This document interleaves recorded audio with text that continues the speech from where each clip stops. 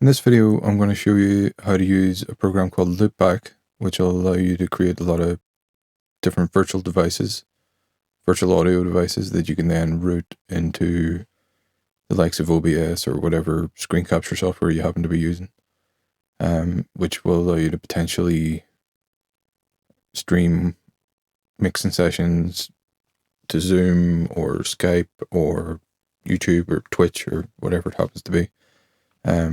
Also, very useful program for live streaming, like podcasts or just complex routing of one piece of software into another. So, simple use case would be to create a new device, new virtual device, name it. I'll just name this one Cubase, and then select Cubase 11, it automatically routes into channels 1 and 2. If I create an output device with Universal Thunderbolt, and that is a simple virtual device. So then, if I go into OBS and my audio output capture, click on that, click on Properties, and then select Cubase. So that virtual device that I've just created will capture all of the output of Cubase. So if I hit play on Cubase here, you can hear and see that OBS is capturing that output. Then, so a slightly more complicated but still fairly straightforward setup would be if I wanted a separate headphone output that was processed through VSX or Can Opener going to my headphones, but the unprocessed sort of audio going to the the screen capture software. Then I would select this Cubase plus VSX, which is another profile that I have set up here, where instead of selecting Cubase as my input device, I have the Universal Audio selected as the input device, a pass-through device. Then in the pass-through device, I have channels 3 and 4 going to channels 9 and 10. And then the main output. This is the one that I'll monitor through, but the one that I'll actually select for recording through is this one. So this is the one I select in OBS, but this is the one I select in Cubase as my input device or a SIO driver. And what that does is that in the audio connections tab, it allows me to have output 1 and 2 selected as the monitor, and then as phones 3 and 4. Which means that I get a dedicated headphone mix as well. But only the stereo output will be captured in... No, I'm going to test this.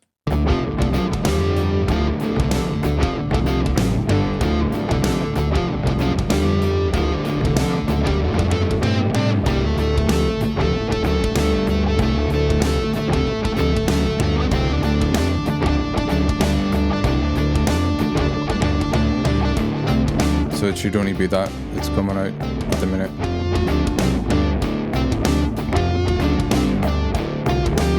But if I was to switch over to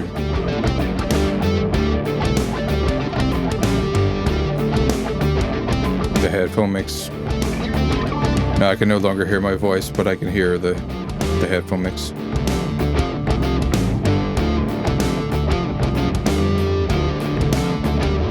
So that, hopefully I'm not getting a phased version of like the headphone output on the main output.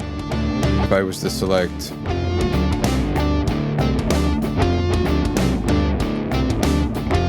the Cubase and VSX output here, it would be capturing the main output and the headphone output simultaneously, and it just would create a lot of phase issues. What if I have that separate one? It's just the stereo output. It works great. So that's 2 ways that you could use it for audio capture. I'll probably do some mix tutorials where I'm mixing through the VSX, but the people watching the video only hear the result, not the weird VSX processed version, because it won't sound right, obviously, if they don't have the headphones. So that's another way to use it. Just close some of these windows to make things less confusing. Another way to use it would be for recording system audio. So say you were a commentator on YouTube or something, and you were watching a video on YouTube and then pausing it and commenting on it, and then playing it, pausing it, commenting, which you see quite a bit of, or even just read through an article and doing commentary on it, news articles or whatever it happens to be, or podcasts, what you would do in that case is you just select your input devices here. So I have Firefox, Chrome, menu bus, and a pass-through device, and they're all going into channels 1 and 2. And then in OBS, what I would do is, for my audio output capture, select system audio, and then if I hit play here, that's capturing the audio output of Firefox.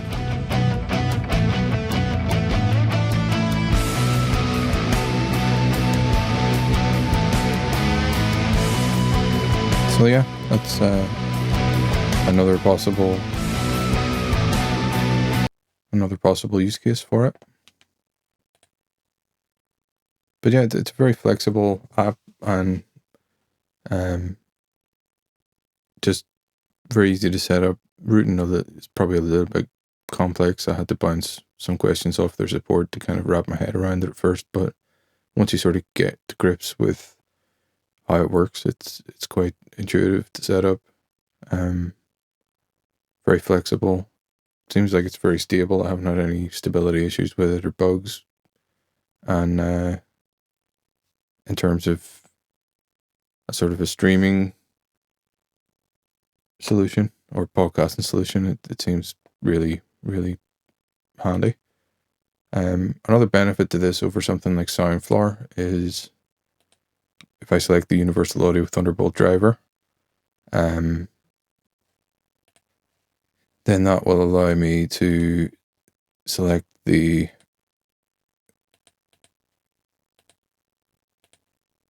inputs of the audio interface. So I've got the inputs available, which means that I could do live recording sessions, whereas with SoundFlower, you can only capture the output, as far as I'm aware. I was only ever able to capture the stereo output, whereas Loopback seems a lot more flexible. You have multiple outputs and multiple devices, and yeah, then you can have your inputs as well, depending on what way you have it set up. So yeah, it's really handy, flexible system. A little bit on the expensive side at $100 or $99. It's $120 for people in the UK with the VAT added on, which does make it a little bit on the pricey side for what it is, but it does do what it does very well. Rogue Amoeba support seems good as well. So yeah, if you're doing any kind of content creation work online and you're using a Mac, which this is Mac only, unfortunately, then it seems like it'd be a worthy investment for you if this is something that you're sort of serious about and that you do regularly and want a headache-free, reliable solution. So yeah, recommended. Cheers.